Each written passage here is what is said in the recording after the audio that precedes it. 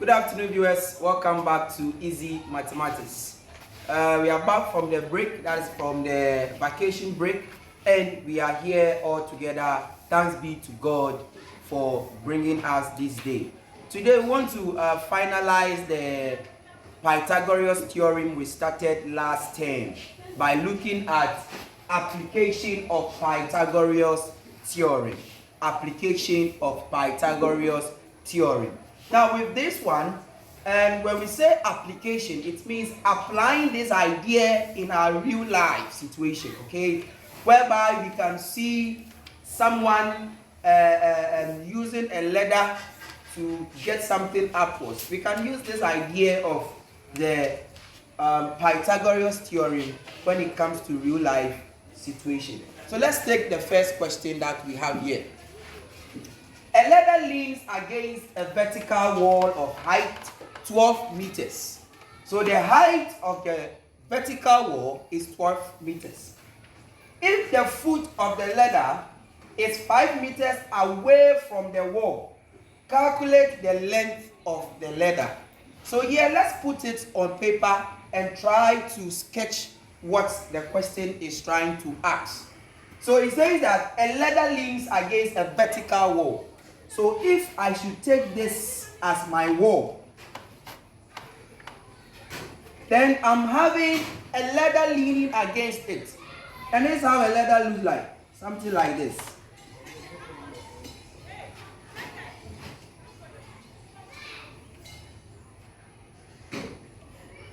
So it happens to be something like this. Then the foot of the ladder away from the wall will be something like this.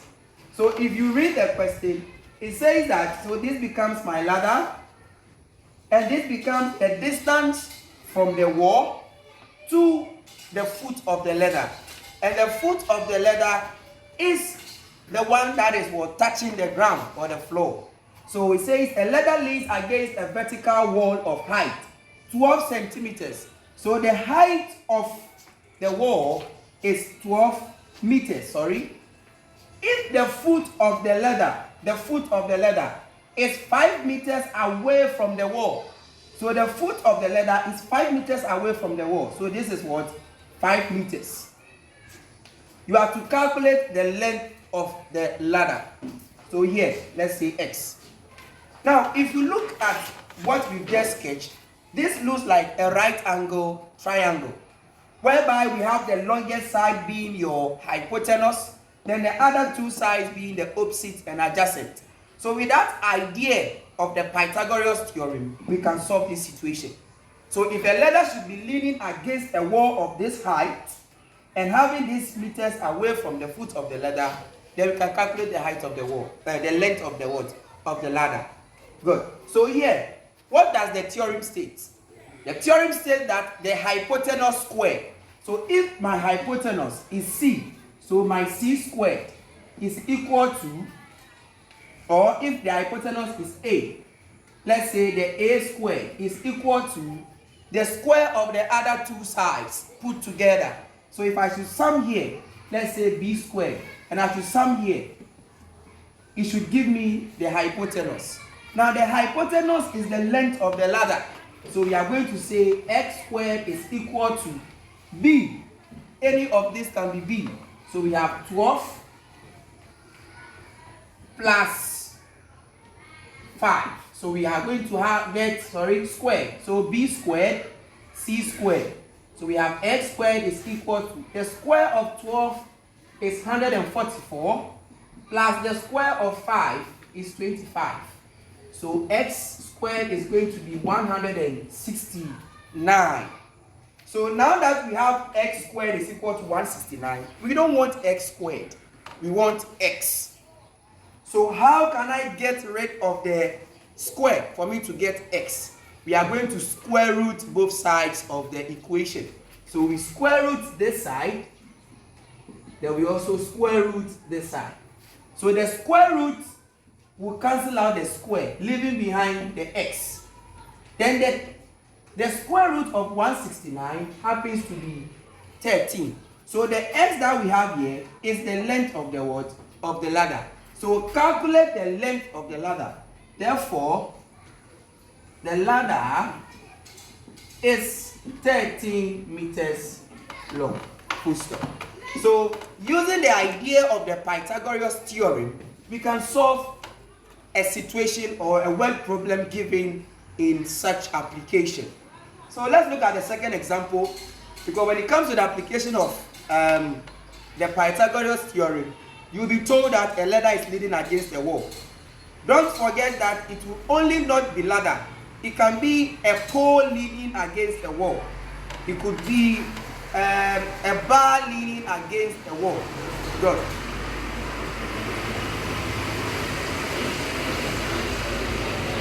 Good. Sorry for that. So don't always concentrate on a ladder leans, a ladder leans, a ladder leans. No. They can say a pole is leaning against a wall. A bar is leaning against the wall. So once it is leaning against the wall, then we have the roughly sketched diagram. And the diagram after sketching will give you a right angle triangle. So using that idea of Pythagoras theorem, you should be able to solve by identifying the hypotenuse. Once you identify the hypotenuse, problem is solved.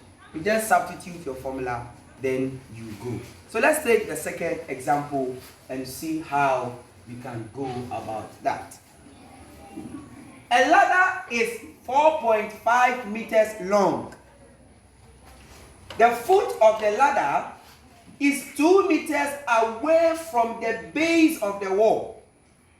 How far up the wall is the top of the ladder? Now, when we started reading, the moment we read, we were told the length of the ladder.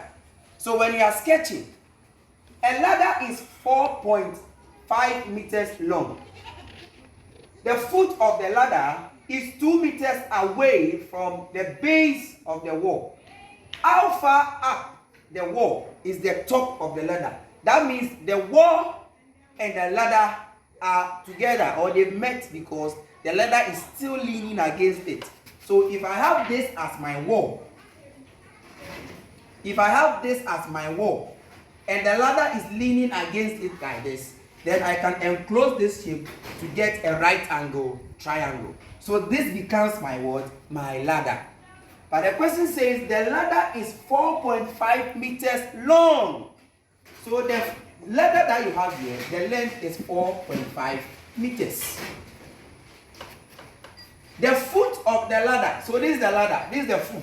The foot of the ladder is 2 meters away from the base of the wall. So that means the distance between the foot of the ladder and the base of the wall is 2 meters. How far up the wall is the top of the ladder? Trying to ask us to calculate for the what? For the height of the wall. So using a variable, let's say Q. Let's solve for the length or the height of the wall. Now, since this is right angle triangle, I can use the Pythagoras theorem by identifying the hypotenuse of the triangle. And the hypotenuse is the longest side. So stating my formula, I know that the hypotenuse squared is equal to the other two sides being squared together. So putting them together and squaring them gives you the hypotenuse square, and the Pythagoras theorem, or also gives you the hypotenuse square. Good. Now, which of the sides is the hypotenuse? The hypotenuse is the longest side. Always note. So once you are able to identify that the longest side is the hypotenuse, problem is solved. So the 4.5 is the hypotenuse, which is the A. So we are going to say 4.5 squared. Let's put it in a bracket because of the decimal point. This is equal to B squared. We said for the B, that is the opposite and adjacent. The angle determines where it should be. But here there is no angle. The angle is at 90 here. But there's no angle. So we can either take this as the B or this as the C. So plus B squared. So let's say this. Q squared plus C squared. So this is my C. 2 squared. Now, because there is a decimal point, the calculation has to be taken care of. If you don't take into consideration the decimal point, you will mess up. So let's take it step by step. Now this 4.5 squared, we all agree that 2 squared means 2 times 2. So if 2 squared is 2 times 2, then 4.5 squared is 4.5 times 4.5. So if there is a decimal, then we have to expand the decimal by saying that this is the same as 4.5 times 4.5. Let's put it in a bracket. The one here is what we are solving. Now this is equal to q squared plus 2 squared is 2 times 2, which is 4. Now, let's look at the one in the bracket. Anytime we are multiplying and there is a decimal, in our previous video, we've explained more on decimals, how to add decimals, how to subtract decimals, divide decimals, and multiply. Now, we came across multiplication of decimals and we said, whenever you are multiplying decimals, for it to be simple for you, ignore the decimal point before you multiply. When you finish multiplying, return the decimal points. So now, I have one number after decimal point here. I have one number after the decimal point here. So we should know that. Now let's ignore the decimal point. Now when you ignore the decimal point, we are going to get 45 times 45 into bracket. This is equal to q squared plus 4. We are working on this side. So let us deal or focus here. Now let's multiply 45 by 45. So using the place value system, 45 by 45. 5 times 5 is 25. 5 4 is 20. Plus of this is 22. 5 4 is 4 5 is 20. So we write 0, remainder 2. 4 4 is 16. Plus this is 18. So let's add. This is 5. This is 2. This is 0. Remainder 1 is 2. So 45 times 45 is giving us 2025, which is equal to q squared plus 4. Now, remember that this 45 times 45 was not given. It was given as 4.5. But we decided to ignore the decimal point. So after multiplying, bring back the decimal point. How? Ask yourself, how many numbers are after the decimal point here? How many numbers are after the decimal point here? Count, put together, and bring the decimal point here. So we have one number after the decimal point. We have another one number after the decimal point. In all, we have 2 numbers. So if we have 2 numbers, this is your final answer that you have, 45 times 45. Make sure there are 2 numbers after the decimal point here. So if I want 2 numbers after the decimal point, then it's going to be 1, 2. The decimal point will be positioned between the 0 and the 2. And this gives me 20.25. So that is how you even multiply if there should be a decimal in the multiplication. Ignore the decimal point or annex it and bring it back. So now you're having the expression as 20.25 is equal to q squared plus 4. Now here you have an equation. Just like the way you solve for this. We want to make q squared the subject because we are solving for q. To make q squared the subject, what do? We group like terms by bringing the 4 to this side. So we have 20.25 minus 4 and is equal to q squared. Now you subtract. If you subtract 4 from 20, we are going to get 16 points. Okay, let's solve for it so that we understand. Now 20.25, we have 20.25 minus 4. The 4 is a whole number. So if you write the 4 here, you are wrong. Now the 20 is a whole number. So the 4 should be written here. because this is ones. This is also ones. 0.0 is the same as 4. So now you subtract 5 minus this is 5, minus this is 2. Now 0 minus 2 is not possible, so you borrow, giving you 16. So 20.25 minus 4 is equal to 16.25, which is p squared. So from here you want Q. So for you to get Q, what do? We square root both sides. We square root what? Both sides, because I want Q. So squaring both sides, square rooting both sides, we are going to say the square root of 16.25 is equal to the square root of 9Q squared. So this will cancel out this. Now you have the square root of 16.25 is equal to Q. Square root of 16.25 is equal to Q.